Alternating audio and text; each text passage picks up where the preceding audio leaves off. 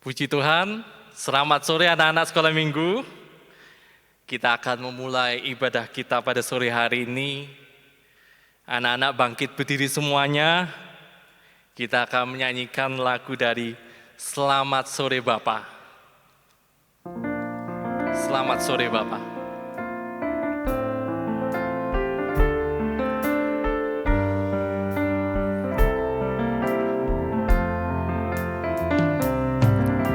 Selamat sore Bapa, selamat sore Yesus, selamat sore Roh Kudus. Terima kasih atas anugerah-Mu semalam tak berlalu. Ku memuji, bersyukur, ku muliakan nama-Mu. Allah Bapa, Putra Roh Kudus, terima kasih. Selamat sore Bapa dari atas kembali. Selamat sore Bapa, selamat sore Yesus, selamat sore Roh Kudus. Terima kasih atas anugerah-Mu semalam tak berlalu. Ku memuji, ku bersyukur, memuliakan nama-Mu. Allah Bapa, Putra Roh Kudus, terima kasih. Puji Tuhan, anak sekolah minggu, kita akan berdoa kepada Tuhan. Anak-anak tutup mata, tangan di dada, dirukam om berdoa. Tuhan, terima kasih atas kemurahan-Mu. Kami bisa datang beribadah, melayani Engkau. Tuhan, terima kasih. Tuhan, biarlah kami bisa beribadah dengan sungguh-sungguh. Tuhan, kami mohon urapan-Mu. Urapi kami Tuhan, ampuni segala kesalahan kami Tuhan, supaya ibadah pelayanan ini berkenan di hadapan-Mu Tuhan, bisa menyenangkan hati Engkau Tuhan. Tuhan, kami tahu ada kuasa kegelapan, setan, iblis dalam bentuk roh jahat, roh malas, roh ngantuk, roh najis, apapun bentuknya Tuhan, kami usirkan di dalam nama Tuhan Yesus Kristus. Segala setan pergi keluar. Darah Yesus yang berkuasa. Tuhan, terima kasih. Dalam nama Tuhan Yesus, kami berdoa. Haleluya, haleluya, amin. Puji Tuhan. Anak-anak silakan duduk kembali. Kita akan lanjutkan pujian kita. Kerja buat Tuhan disambung dengan manise. Kerja buat Tuhan selalu manise. Dengan kita bertepuk tangan. Kerja buat Tuhan selalu manise. Biar pikul salib selalu manise. Ayo kerja buat Tuhan sungguh senang-senang. Dipanggil Tuhan selalu manise.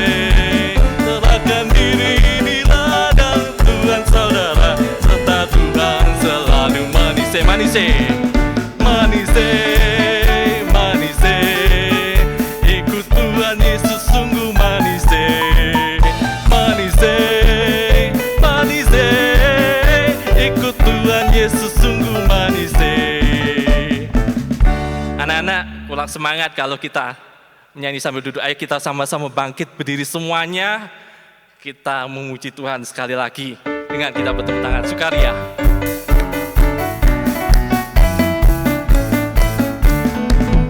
Kerja buat Tuhan selalu manise, biar pikul salib selalu manise. Ayo kerja buat Tuhan sungguh senang-senangnya, dipanggil Tuhan selalu manise. Serahkan diri di ladang Tuhan saudara, serta Tuhan selalu manise, manise, manise, manise, ikut Tuhan Yesus sungguh manise, manise, manise, ikut Tuhan Yesus sungguh manise. Manise sekali lagi, manise, manise, ikut Tuhan Yesus sungguh manise, manise, manise, ikut Tuhan Yesus sungguh manise. Puji Tuhan, kerja buat Tuhan, pikul salib, dipanggil Tuhan selalu manis, indah di hadapan Tuhan. Puji Tuhan. Silakan duduk, anak-anak duduk kembali. Kita akan sambung dengan pujian selanjutnya, tanganku kerja buat Tuhan. Tanganku kerja buat Tuhan, mulutku puji namanya, kakiku berjalan cari jiwa, upahku besar di surga. Tanganku kerja buat Tuhan, mulutku puji namanya, kakiku berjalan cari jiwa, upahku besar di surga. Anak-anak, kita akan menyanyikan lagu ini sekali lagi. Anak-anak, Om undang anak-anak bangkit berdiri semuanya. Kita menyanyikan lagu ini dengan gerakan. Tanganku kerja buat Tuhan, mulutku puji namanya, kakiku berjalan cari jiwa, upahku besar di surga. Tanganku kerja buat Tuhan, mulutku puji namanya, kakiku berjalan cari jiwa, upahku besar di surga. Puji Tuhan, silakan duduk kembali. Om mau bacakan pengumuman dulu. Anak-anak duduk, diperhatikan pengumumannya ya. Anak-anak, ibadah sekolah minggu onsite, tatap muka atau luring di gereja di Surabaya pukul jam 9.15, di Malang pukul 10, Medan pukul 10.15, Jakarta pukul 16.00. Nah, anak-anak setiap kali beribadah, anak-anak berpakaian yang rapi. Jangan lupa disiapkan Alkitabnya dan alat tulis bagi yang sudah bisa membaca dan menulis. Nah, ringkasan firman Tuhan hari ini misalkan, link YouTube, tugas atau kegiatan sekolah minggu, nanti bisa dilihat di Google Classroom dengan kode kelas apa anak-anak? Yang sering KZYIYNP, KZYIYNP. Puji Tuhan. Nah, sekali lagi, anak-anak yang ikut orang tua beribadah di gereja hari Minggu tidak boleh mengganggu. Biar orang tua kita juga bisa beribadah dengan sungguh-sungguh. Anak-anak tidak boleh lamai, tidak boleh jalan-jalan, tidak boleh lari-lari. Yang mengeluarkan suara berteriak-teriak tidak boleh, karena bisa mengganggu orang tua beribadah. Nah, anak-anak seperti sekarang, harus duduk manis, ikut mendengarkan firman Tuhan. Puji Tuhan, kita akan siapkan hati kita akan mendengarkan firman Tuhan, rencana dan kehendak Tuhan di dalam hidup kita. Mari Om undang anak-anak kita semua bangkit berdiri semuanya, kita akan menyanyikan Ajarku Berharap.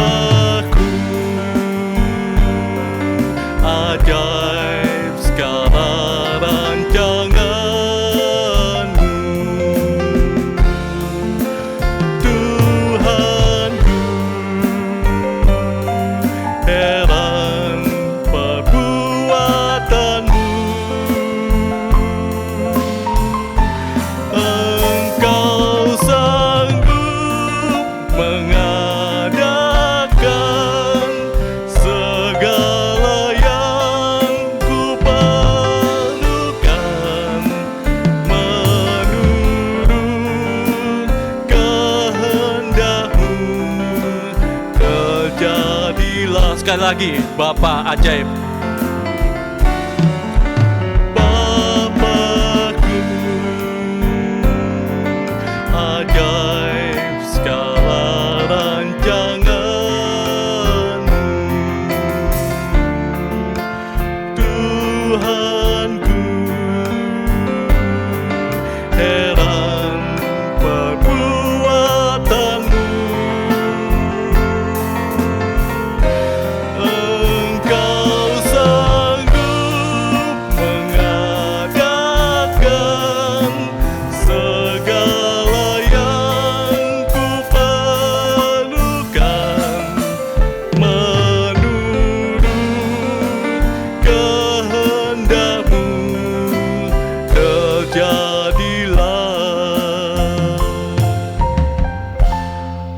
Tuhan, anak-anak kita akan berdoa kepada Tuhan, tangan di dada, mata ditutup, tirukan Om berdoa. Tuhan, terima kasih, kami sudah memuji, memuliakan nama Tuhan. Sebentar lagi kami akan mendengarkan firman Tuhan. Urapi kami supaya kami bisa mendengar firman-Mu dengan sungguh-sungguh, dengan keyakinan, percaya kepada Tuhan, menjadi iman dalam hati kami. Kami bisa mempraktekkan firman-Mu. Tuhan, terima kasih, urapi kami yang mendengarkan, Om yang menyampaikan, semuanya Engkau urapi Tuhan.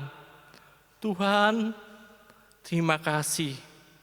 Ada kuasa kegelapan yang tetap selalu mau mengganggu jalannya ibadah sore hari ini dalam bentuk roh jahat, roh najis, roh malas, roh ngantuk, apapun bentuknya, kami usirkan di dalam nama Tuhan Yesus Kristus, segala setan pergi.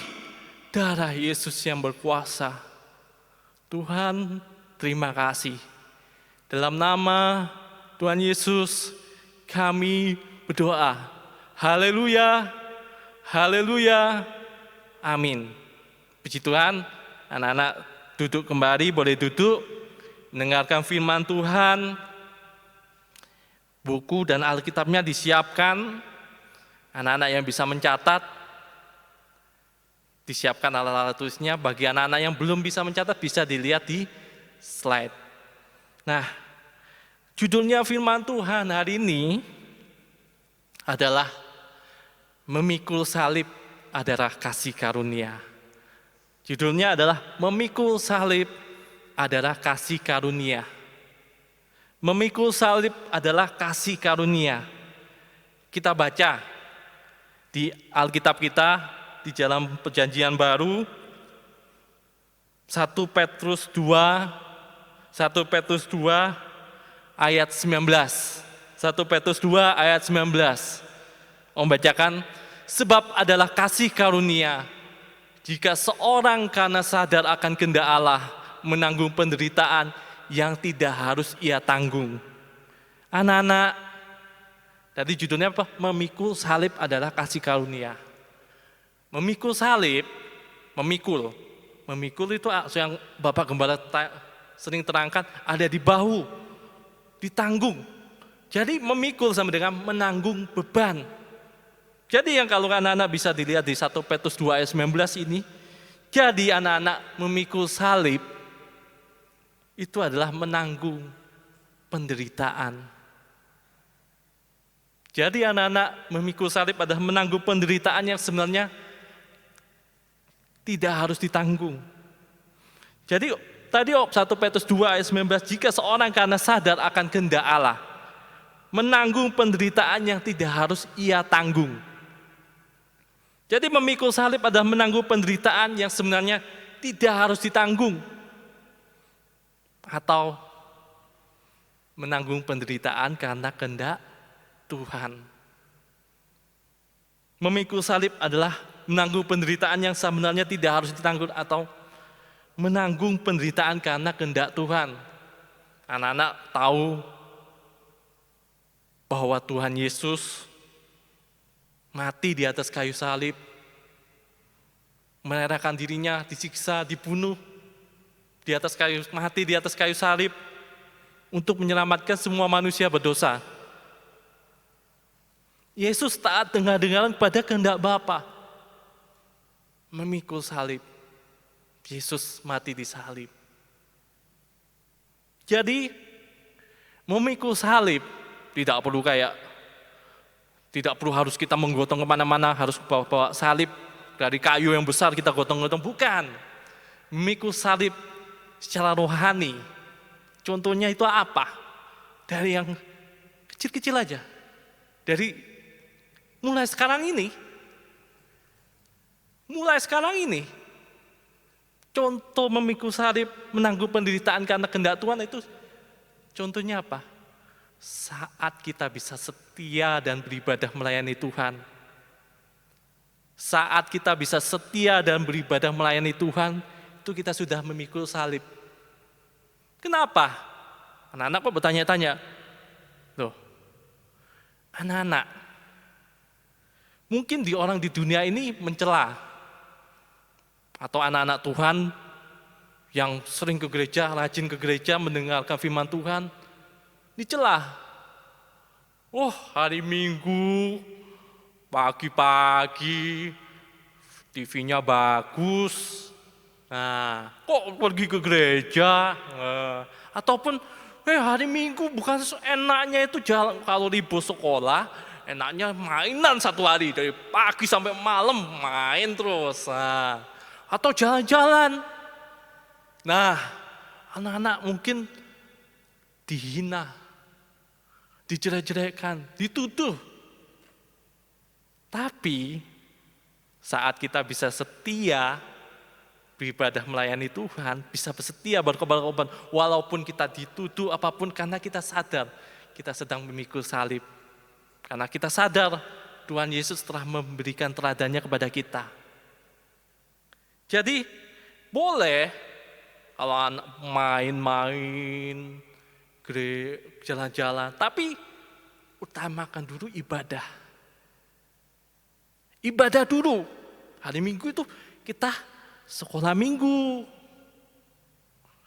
Ibadah dulu. Kalau mau main-main, jalan-jalan, waktunya ada. Tapi yang pertama, utamakan ibadah. Dibaca. Kenapa? 2 Timotius 3 ayat 12. 2 Timotius 3 ayat 12. Memang setiap orang yang mau hidup beribadah di dalam Kristus Yesus akan menderita aniaya. Memang setiap orang yang mau hidup beribadah di dalam Kristus Yesus akan menderita aniaya. Jadi anak-anak, dalam beribadah, kita mungkin menderita, memikul salib, kita menanggung penderitaan, sampai kita menghadapi, suatu waktu kita akan menghadapi aniaya. Pada saat antikris berkuasa, kebencian, iri hati kepada anak-anak Tuhan, sampai pembunuhan, kita menderita. Jadi anak-anak, kalau kita sekarang masih bisa beribadah dengan leluasa, dengan kita bisa enak beribadah, itu adalah sudah puji Tuhan. Karena suatu waktu nanti kita akan menderita aniaya untuk beribadah. Kita pada saat kita mau beribadah itu kita akan dihalang-halangi, ditentang, bahkan diancam maut, mau dibunuh oleh antikris. Puji Tuhan, asal kita menderita, memikul salib karena kehendak Tuhan. Anak-anak, tadi kita sudah nyanyi, tanganku kejabat Tuhan, mulutku puji namanya, kakiku berjalan cari jiwa, upahku besar di surga. Asal kita memikul salib, asal kita mau menderita karena Yesus menderita karena kehendak Tuhan, menderita karena benar, ada upah dari Tuhan. Upahku besar di surga. Apa upahnya besar di surga ini apa? Dibaca tadi 1 Petrus 2 ayat 19. 1 Petrus 2 ayat 19. Sebab adalah kasih karunia. Sebab adalah kasih karunia jika seorang karena sadar ada kehendak Allah menanggung penderitaan yang tidak harus ia tanggung. Sebab adalah kasih karunia. Jadi anak-anak, tadi kan memikul salib sama dengan kasih karunia. Upah memikul salib itu adalah kasih karunia. Sebab adalah kasih karunia. Nah, anak-anak, kasih karunia itu apa? Nah, kasih karunia itu pemberian Tuhan pada manusia yang tidak layak untuk menerimanya. Pemberian Tuhan yang terbesar pada manusia yang tidak layak menerimanya. Kan manusia berdosa itu harusnya dihukum. Anak-anak tahu, berdosa itu harusnya dihukum. Tapi kalau kasih karunia, Tuhan Yesus sudah mati di atas kayu salib untuk menyelamatkan kita, untuk mencurahkan kasih-Nya kepada kita. Kasih karunia ada pemberian Tuhan yang terbesar pada manusia yang layak, tidak layak untuk menerimanya. Yang sebenarnya harus dihukum, Tuhan menyelamatkan kita semua. Kasih karunia Tuhan menyelamatkan sampai menyempurnakan kita semua. Jadi kasih karunia itu apa? Pemberian Tuhan kepada orang yang tidak layak. Manusia berdosa itu harusnya dihukum mati, binasa. Tapi karena Tuhan sudah mati di atas kayu salib menanggung dosa-dosa kita, mencurahkan kasih karunia kepada kita, kita juga memikul salib karena Tuhan. Kasih karunia Tuhan menyelamatkan sampai menyempurnakan kita semua. Dibaca Titus 2 ayat 11.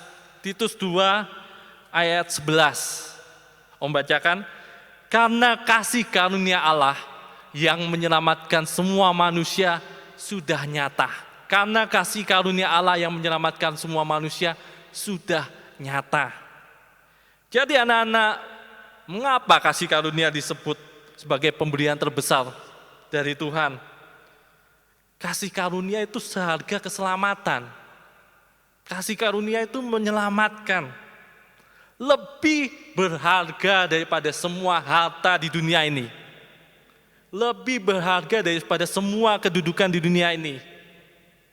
Karena anak-anak tahu, punya uang banyak, punya jabatan tinggi, punya kekayaan, punya kelebihan, punya kemampuan apapun. Kalau tidak selamat, binasa, tidak ada gunanya. Yang penting itu selamat, baru kita bisa menikmati berkat Tuhan. Bisa kaya, walaupun kaya, kita bisa, yang penting itu selamat. Jadi apa? Kasih karunia itu lebih besar, terbesar. Karena yang penting itu adalah selamat, keselamatan. Jangan anak-anak karena mungkin sesuatu di dunia, mungkin anak-anak yang sekolah, mau ujian, mau dapat nilai bagus, malah mencontek, berbuat dosa, untuk sesuatu nilai di dunia ini. Sedangkan, tapi karena anak nanti kehilangan keselamatan. Jangan menukar keselamatan dengan sesuatu di dunia ini. Contoh nilai, uang, apapun di dunia ini. Jangan sampai ditukar. Karena keselamatan itu yang menyempurnakan kita, kasih karunia yang terbesar bagi kita. Kalau kita berdosa, kita binasa, masuk ke dalam neraka. Puji Tuhan, dibaca Yeremia 29 ayat 11.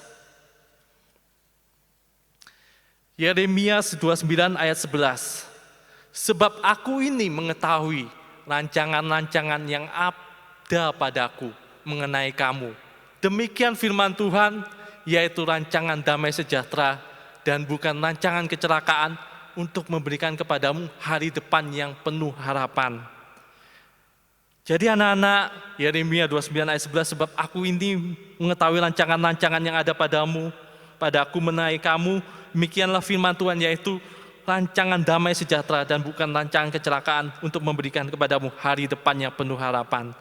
Jadi anak-anak, jika kita mau memikul salib, menderita karena kehendak Tuhan, kita akan menerima kasih karunia, itu tandanya berarti apa? Kita berada dalam rencana Tuhan, rancangan Tuhan, kita berada di tangan Tuhan. Jadi, jangan berada di luar kehendak Tuhan. Walaupun kita harus menderita, kita harus, tadi yang kita nyanyikan, ajarku berharap, ajarku mengerti segala rencana Tuhan. Kita harus berada dalam kehendak Tuhan. Kita harus mau memikul salib, menderita karena kehendak Tuhan. Karena apa?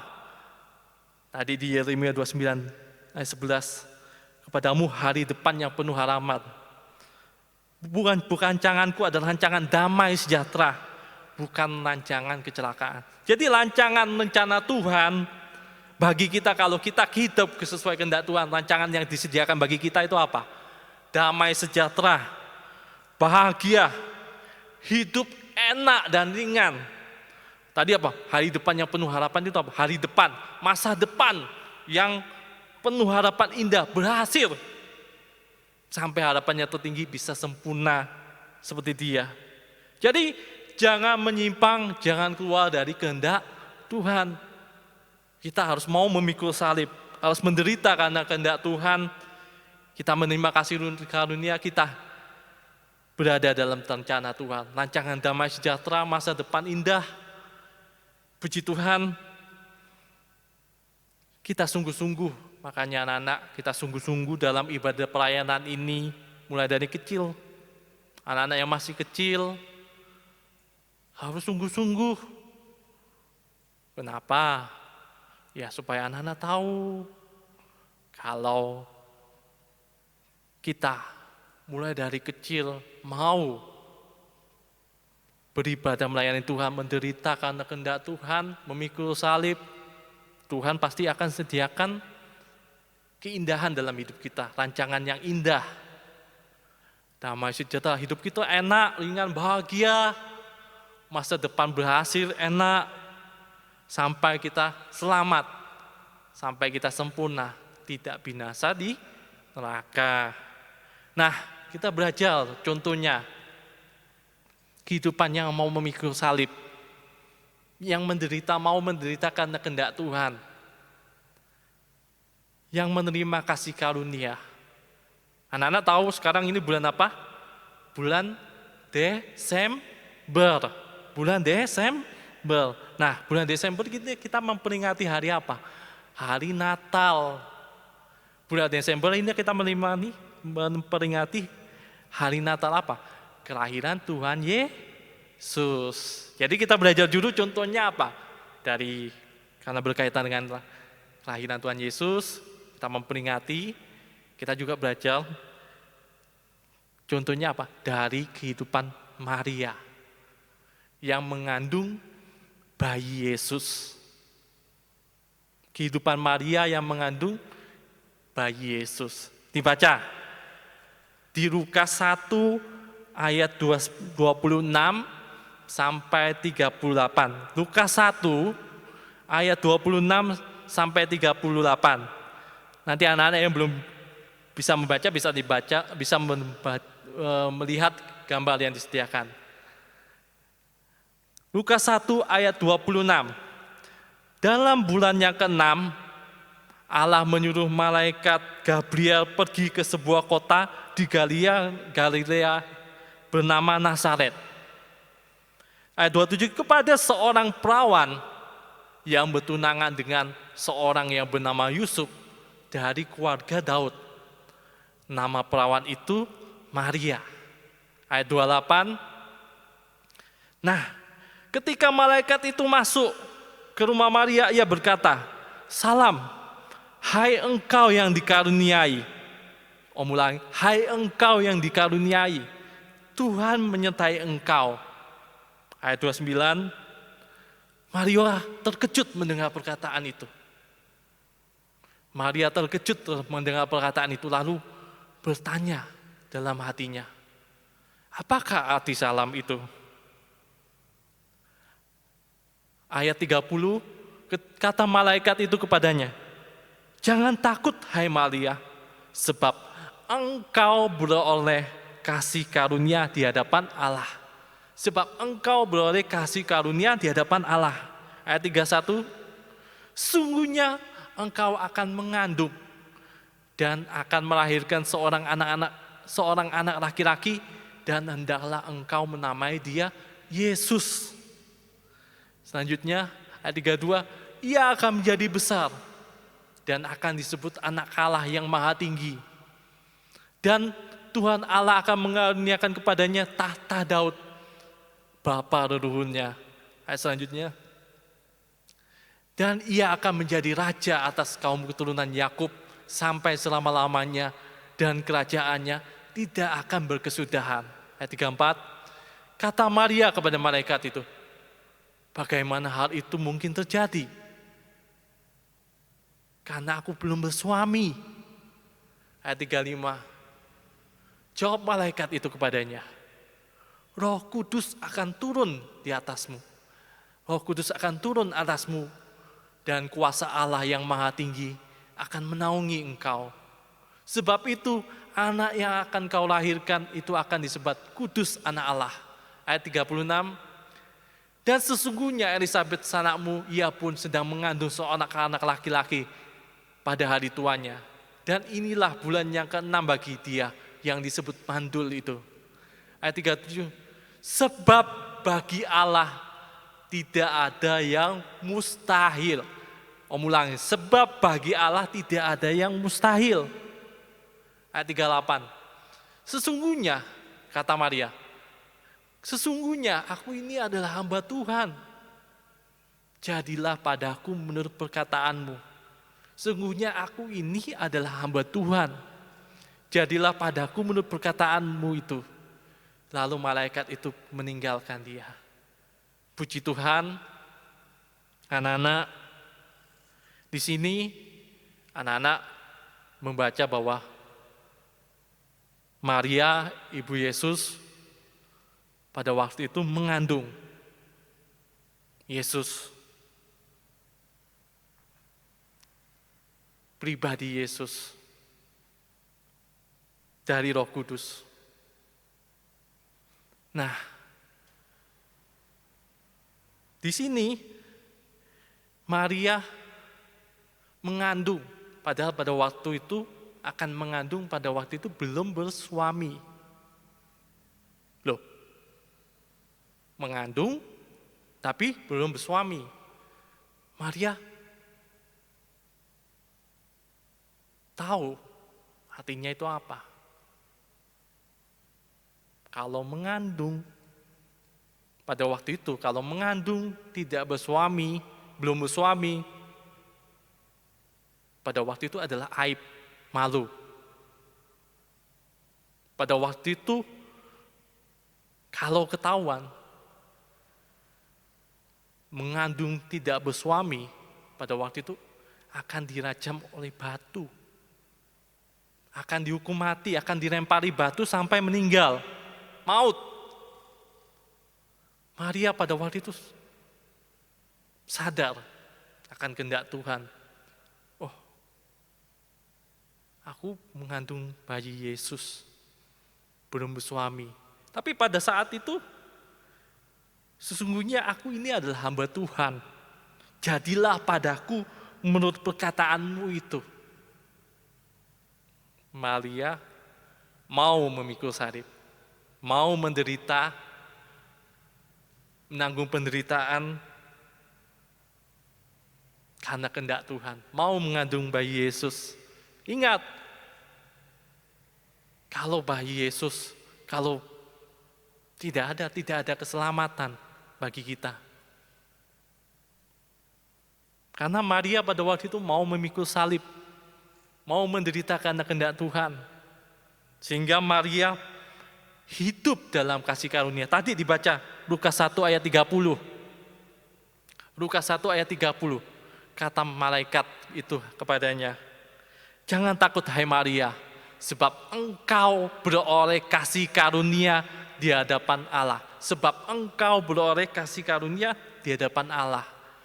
Maria hidup dalam kasih karunia Tuhan. Maria mau memikul salib, praktek firman, menderita karena kehendak Tuhan. Maka Maria hidup dalam kasih karunia Tuhan. Nah, kasih karunia Tuhan, anak-anak sudah belajar pembelian Tuhan yang terbesar, yang menyelamatkan kita, yang memasukkan kita dalam rencana Tuhan, kehendak Tuhan, rencana damai sejahtera. Anak-anak, Maria di sini taat dengar-dengaran kepada kehendak Tuhan, kepada firman Tuhan. Anak-anak sekolah minggu, Om tahu, anak-anak sekolah minggu banyak seringkali disuruh orang tua makan, tapi susah, nggak mau makan. Sudah malam disuruh tidur, istirahat, susah. Tidak mau, masih mau mainan. tidak taat kepada orang tua.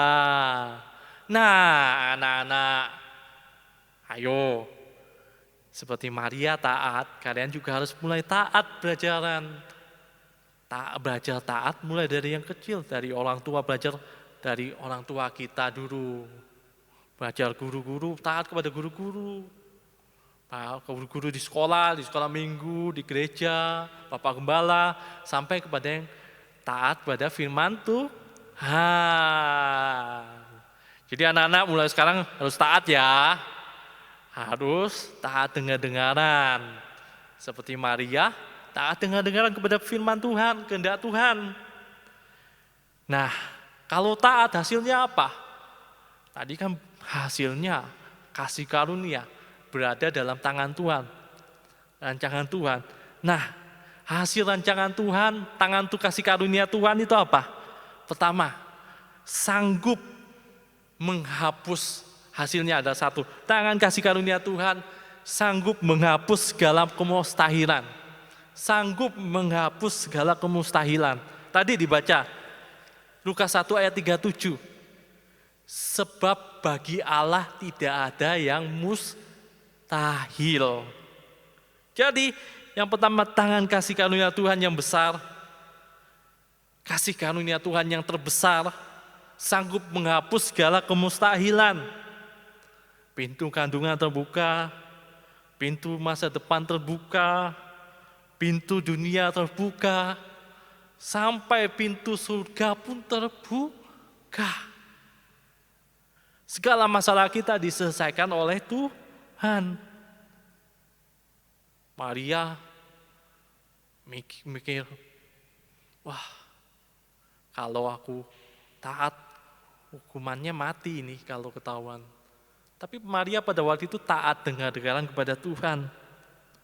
Maka Maria hidup dalam tangan kasih karunia Tuhan.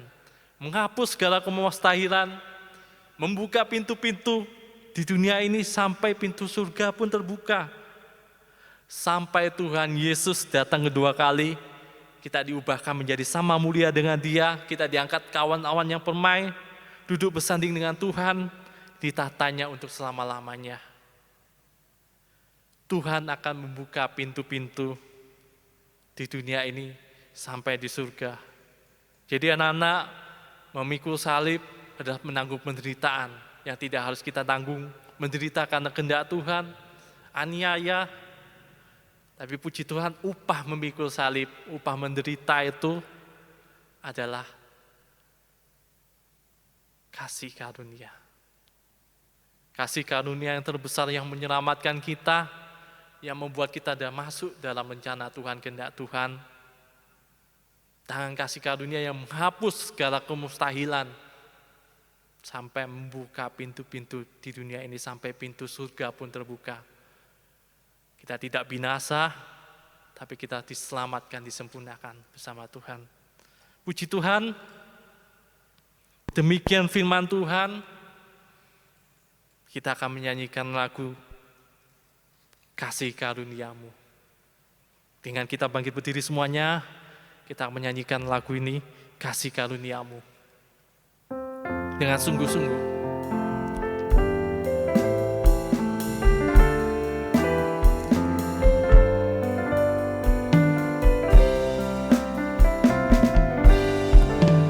Kasih karuniamu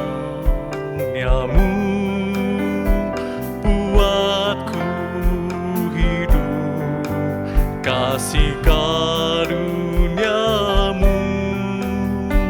buatku berharga, kasih karuniamu buatku mulia dalam pandanganmu,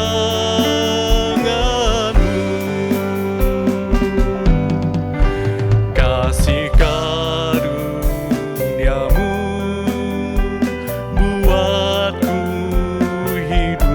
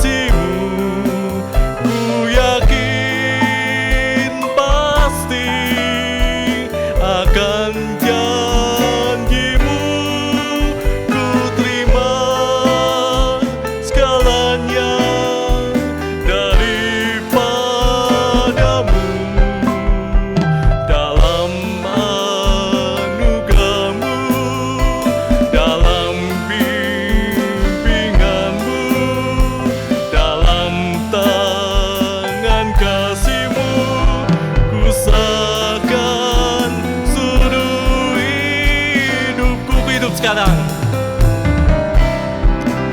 Ku hidup sekarang dalam kasih-Mu.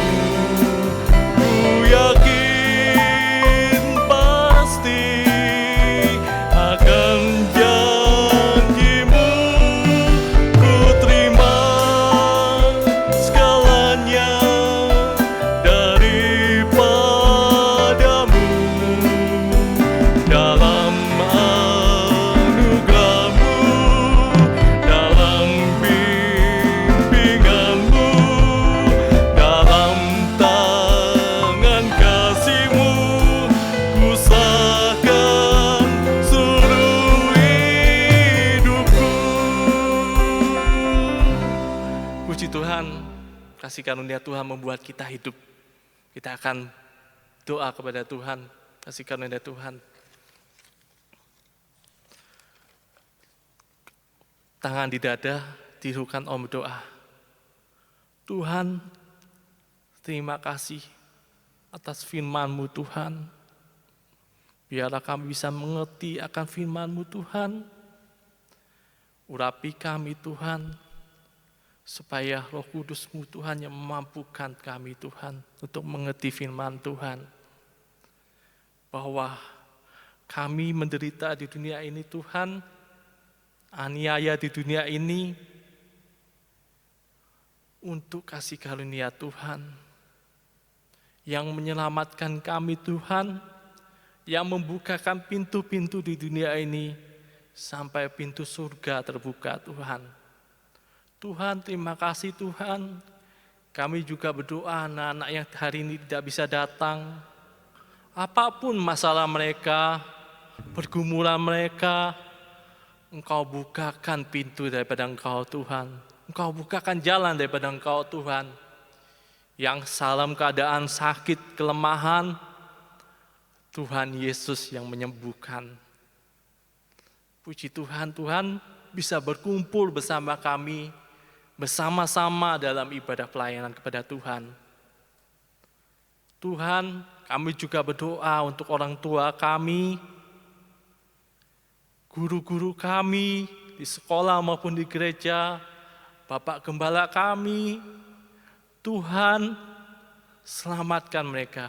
Tuhan, berkati mereka Tuhan. Tuhan, sucikan mereka Tuhan.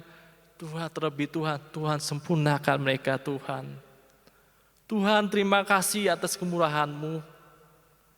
Sebentar lagi kami akan menyelesaikan ibadah ini Tuhan. Kami mohon Tuhan kasih karunia-Mu dalam hidup kami Tuhan. Di dalam nama Tuhan Yesus Kristus kami berdoa. Haleluya, haleluya, amin. Puji Tuhan, sekian firman Tuhan. Selamat sore.